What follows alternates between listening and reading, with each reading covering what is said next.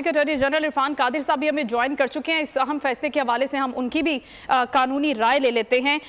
बहुत शुक्रिया इरफान साहब आपके वक्त का। अभी जो फैसला आया है रिव्यू ऑफ जजमेंट के हवाले से सुप्रीम कोर्ट से, आप किस तरह से देख रहे हैं इस फैसले को?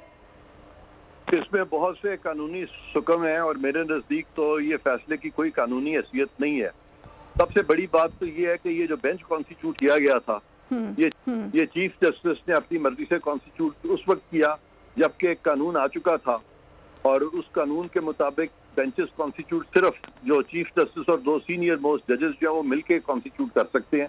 तो ये खिलाफ कानून ये बेंच कॉन्स्टिट्यूट हुआ था और इसी वजह से जब सिविलियंस का मामला मिलिट्री कोर्ट में जब वो सुप्रीम कोर्ट के सामने आया तो वहां पे भी 2 सीनियर मोस्ट जजेस जो हैं जस्टिस ईसा और जस्टिस तारिक मसूद, उन्होंने इनकार कर दिया था बेंच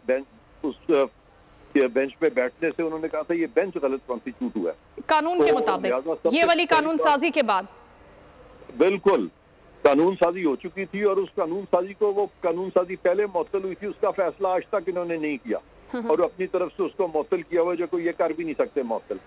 तो ये फिर उन्होंने क्या किया कि अपनी मर्जी के 3 जजेस वो बिठा दिए जिनको हम सब कहते हैं हम ख्याल, और उसके अलावा 5 जजेस और इंक्लूड कर लिए, 4-5।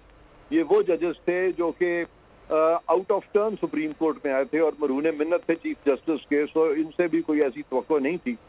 तो इन एनी केस के ये सारे का सारा जिस तरीके से ये सारा कुछ किया गया और फिर अभी तक डिटेल्ड फैसला नहीं लिखा, ये नहीं इतने दिन से जजमेंट रिजर्व थी तो डिटेल्ड फैसला तो लिख सकते थे, जजेस के पास रीजंस भी नहीं थे देने को, डिटेल्ड फैसला भी नहीं लिख सके और शॉर्ट ऑर्डर से डिस्पोज ऑफ कर दिया। तो ये तमाम कानूनी हुक्म है और फिर इसमें ये भी इशू आएगा कि जजेस ने एक एग्जिस्टिंग लॉ के होते हुए इस तरह पार्लियामान के कानून को अगर वो पटक देते हैं तो क्या ये मिसकॉन्डक्ट के ज़मरे में आता है, खास तौर पे जबकि बाकी सीनियर जजेस जो हैं वो खुद भी बेंचेस पे नहीं बैठ रहे। ये भी आने वाले दिनों में एक बहुत अहम इशू उठेगा।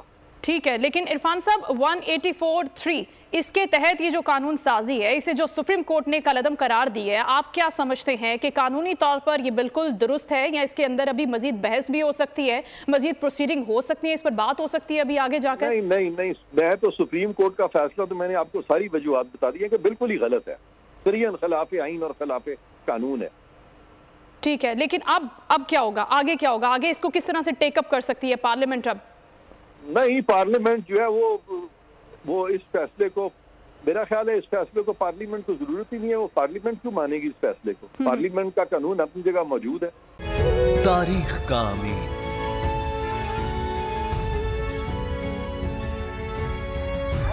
आजादी की अलामत,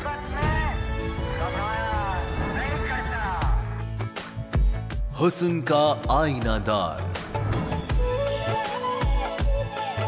फिक्र व नजरिए की अक्कास,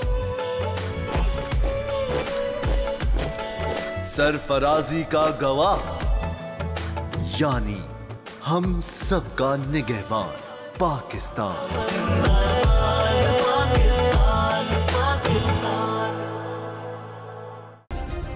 सब्सक्राइब करें और बेल दबाएं ताकि कोई खबर रह न जाए।